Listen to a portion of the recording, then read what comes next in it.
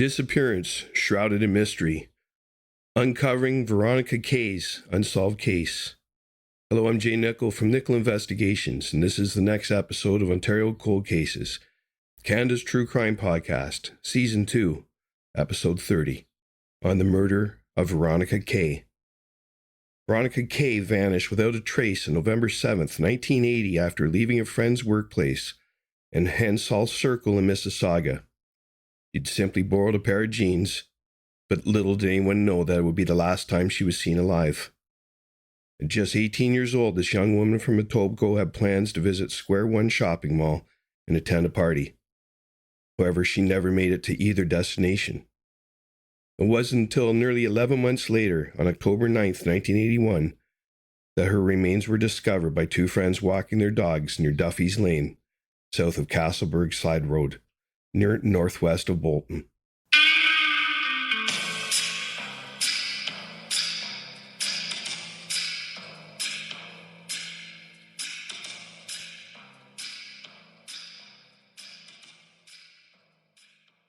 Explore the unsolved mysteries of Canada with our captivating true crime podcast, Ontario Cold Cases, Canada's True Crime Podcast. As we piece together the evidence and follow the trail of clues, we invite you to become a part of our mission to solve these perplexing cases. New episodes available every Sunday.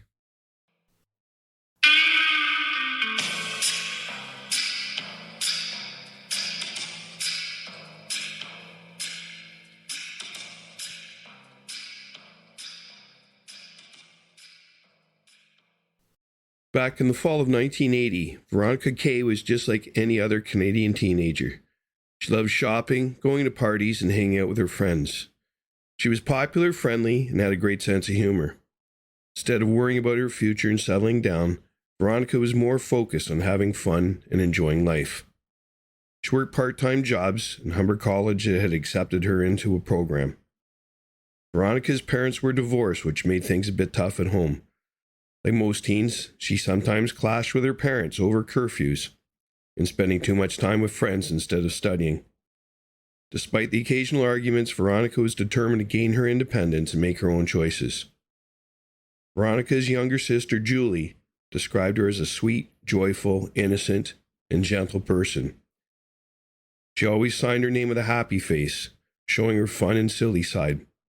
Veronica loved spending time with her family and always brought joy wherever she went.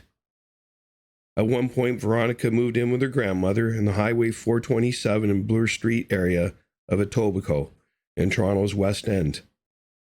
Living with her Nana meant more relaxed rules, like being able to stay out late as long as she called to let her know where she was. This change gave Veronica more freedom and independence to enjoy her teenage years to the fullest. Up next, Veronica's last day.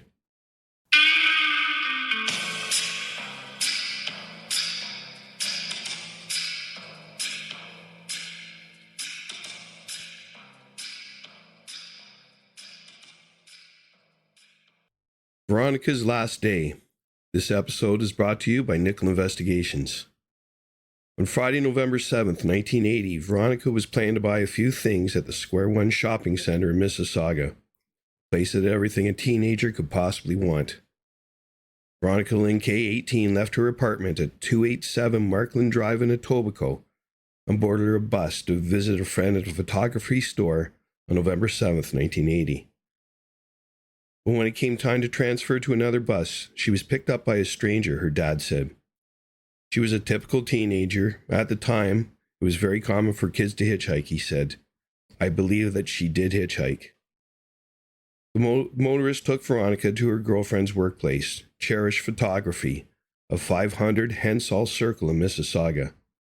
She went in. She was picking up some clothing which she had loaned her friend, Ron said. It was where her friend Elaine worked, and Veronica was there to pick up some clothes she was borrowing, a bag with a pair of jeans and 2 tops for a party the next night. She left the photo lab around 1:30 p.m., telling Elaine she was getting a ride from someone who was waiting outside in his car, and that he was going to drive her to Square One to do some shopping. Veronica didn't say who the driver was, but promised to give Elaine a call later that day. Think nothing more of it at the time, Elaine went back to work. It would be the last time Elaine saw her friend alive. Veronica wasn't seen with anyone, nor was a vehicle seen in the parking lot. It's not known whether she ever made it to square one. Up next, Veronica is found and the murder investigation begins.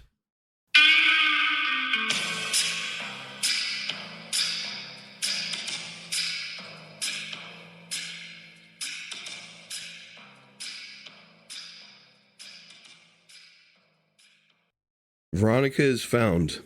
The murder investigation begins. This episode is brought to you by Nickel Investigations. Months passed, and there was still no sign of Veronica. Around 9:30 in the morning of October 9th, 1981, almost a year after her disappearance, two men were walking a dog in a woodlot off Duffys Lane in Caledon, Ontario, when they came across a horrific sight. Lying on the ground was a body, still dressed. It was nearly skeletonized and appeared to have been in the woods for some time. Police were called to the scene and the remains were taken in for forensic testing. Information was circulated across Canada and the United States, and in a few days, the body of Veronica Kaye was identified through her dental records. At the time she went missing in 1980, Veronica was about 5 feet 2 inches tall, 120 pounds, with shoulder-length brown hair and a fair complexion. When she was found almost a year later, she was wearing the same clothes she'd had on when she disappeared: a long-sleeved maroon shirt, red down-filled nylon vest, blue jeans, blue socks, and brown running shoes with a white stripe. The bag holding the jeans she borrowed from her friend Elaine was missing, and her purse was nowhere to be found. Veronica had a bus transfer on her when she was found.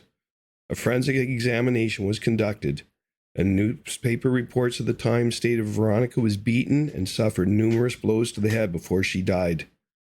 There was no mention made if she had been sexually assaulted. Her sister Sherilyn remembers hearing that the back of Veronica's skull was fractured and that one of her baby fingers was broken, as if she was trying to ward off a blow. For police, the hunt now was on for the killer. For Veronica's family, the many months of uncertainty over what happened to their daughter had come to a close, but an unsatisfying one.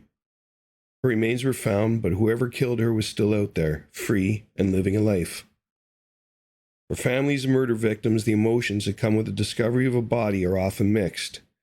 They're often grateful the remains of their loved one have been located, but many questions remain unanswered.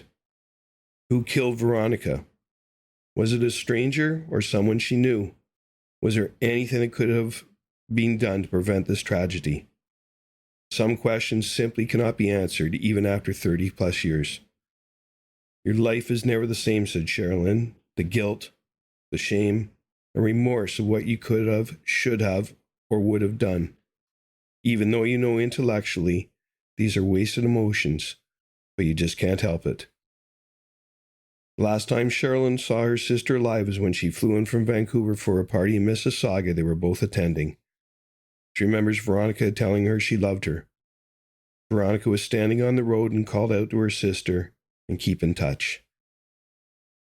Even after her sister's remains were found, Sherilyn hasn't been able to feel a sense of finality about her sister's death.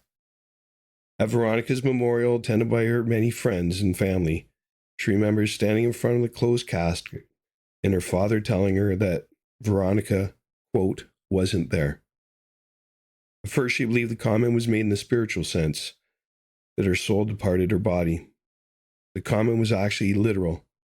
There had been a delay in returning Veronica's body to the family, and most people at the crowded memorial were unaware that her coffin at the time was empty. We're at the memorial, and Veronica's remains weren't even there, said Sherilyn. They were in there in time for the burial, but not in time for the memorial, so that was weird. I've never had a feeling of closure. But was Veronica the victim of a serial predator? A man who drove around Ontario picking up young women in the 70s and early 80s who were hitchhiking and robbing them of their lives. While police are not confirming such a person of interest exists or existed, the number of other unsolved murders and disappearances of young women in southern Ontario within a close geographic proximity cannot be ignored. Up next, the suspects.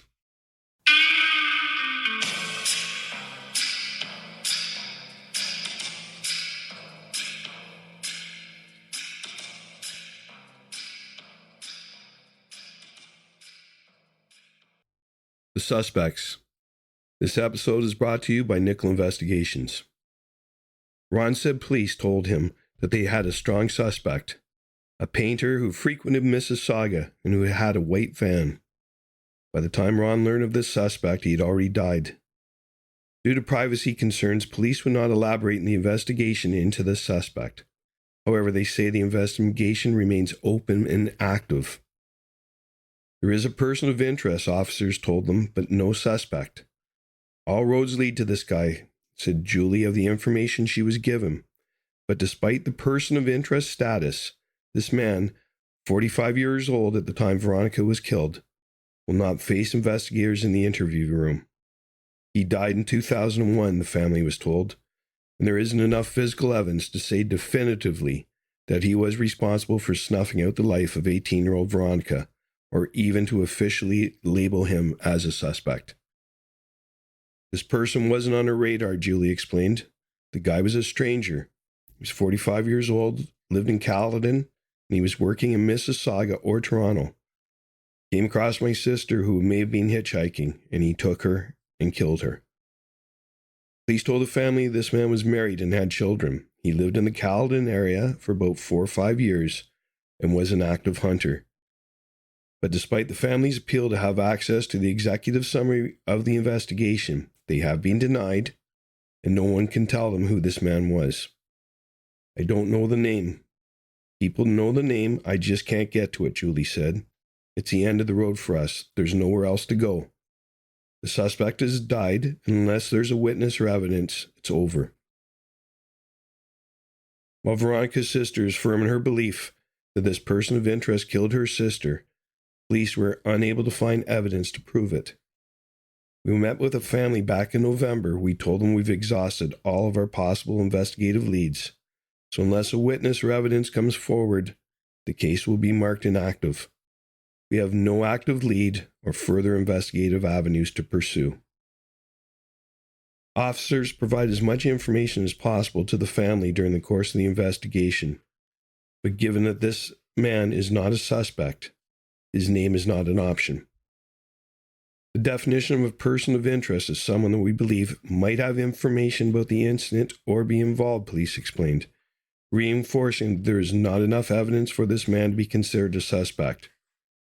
It's unfair to that person that a shadow is cast on them, and they can't then defend themselves. Yet despite not having the whole picture, police were still able to give Veronica's family new information, and some of it was painful. I was so shocked by the age. I can't believe this. This is his first time, Julie said of the man she believes is responsible. Guys just don't go out on their lunch hour, kill someone, and go home.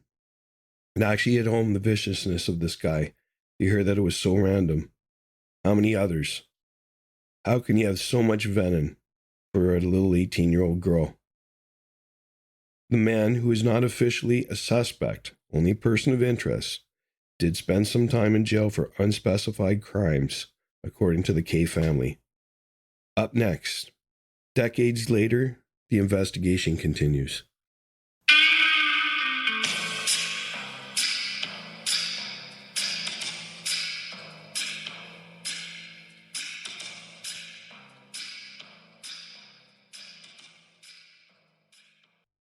Decades later, the investigation continues. This episode is brought to you by Nickel Investigations. November 2009, on the 29th anniversary of Veronica's disappearance, Ontario Provincial Police announced a $50,000 reward for information leading to the arrest and conviction of the person or persons responsible for Veronica's murder. In cold cases, witnesses sometimes feel more comfortable approaching the authorities years after the fact with information. We are confident someone out there has the missing piece of information that will resolve the case, said Detective Inspector Andy Karski of the OPP's Criminal Investigations Branch. The passage of time, for one reason or another, may allow those people with information about the case to finally come forward and provide police with a vital clue or tip that may lead to an arrest. In 2009, the OPP also revealed another unusual item for the first time in their investigation: a small metallic button, just over half an inch or 1.5 centimeters in diameter. Police determined the button found underneath Veronica's remains did not come from any of her clothing.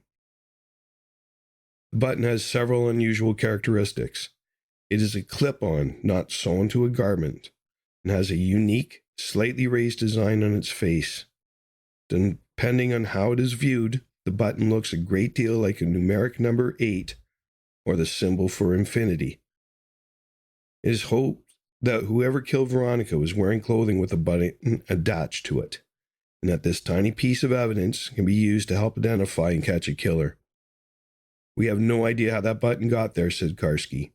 "We are desperate for one small break, and it may come from forensics or from somebody seeing that button." Sergeant Nikki Randall from the Caledon OPP said the button was investigated years earlier when Veronica's remains were found. "There was a lot of investigation done into the button at the time," said Randall, who, along with her colleagues, is contacting a number of manufacturers and searching websites and blogs on the internet for information and photos. Randall said the OPP have received a number of tips since the photo, and details about the button were released, and are hopeful for a break in the 30-year-old case. Ju-Young Lee, Associate Professor of Sociology at the University of Toronto, said there are additional challenges in cases where a murder victim's body is not immediately located. The longer a person's body is missing, the more likely there is a chance that the elements could destroy crucial DNA evidence on the body, he said. Time is of the utmost importance in the immediate aftermath of a homicide.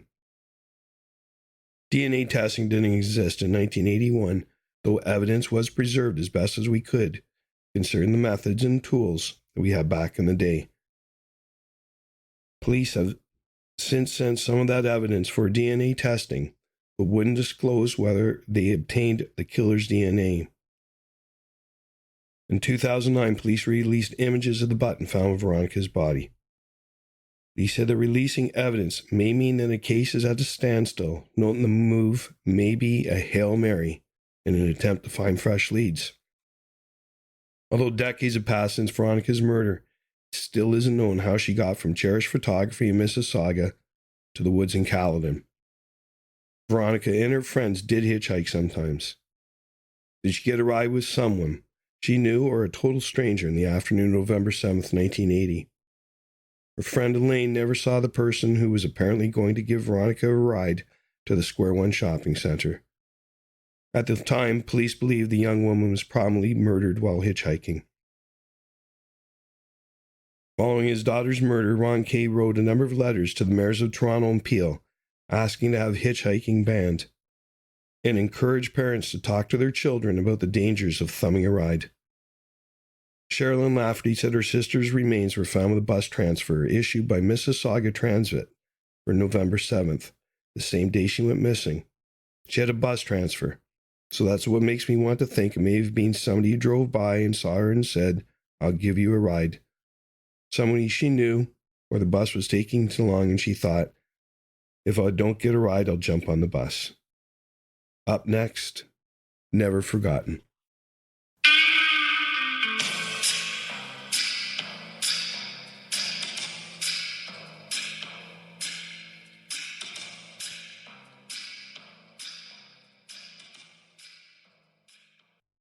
Never Forgotten. This episode has been brought to you by Nickel Investigations. It would be nice to be able to end your life knowing that the person who did it is caught and brought to justice. If it's not going to happen, it's not going to happen, said Ron Kaye. The person he's referring to is the killer that took his teenage daughter's life all those years ago. It would be a relief. It would be that a sense of justice being served, he said. I think someone knows, and if there is a way of getting to them or just giving them a little tweak, maybe they would come forward. All these years later, police believe there may be someone out there able to solve the mystery of who killed Veronica Kaye. Even after all these years, it is possible that a tiny piece of evidence the size of a button will finally bring a killer to justice. Files from Robert J. Wachowski from his book Unsolved, True Canadian Cold Cases, the Toronto Sun, CBC, and the Caledon Enterprise. Thank you for listening, and please consider subscribing to Ontario Cold Cases, Canada's true crime podcast, available wherever you listen to your favorite podcasts.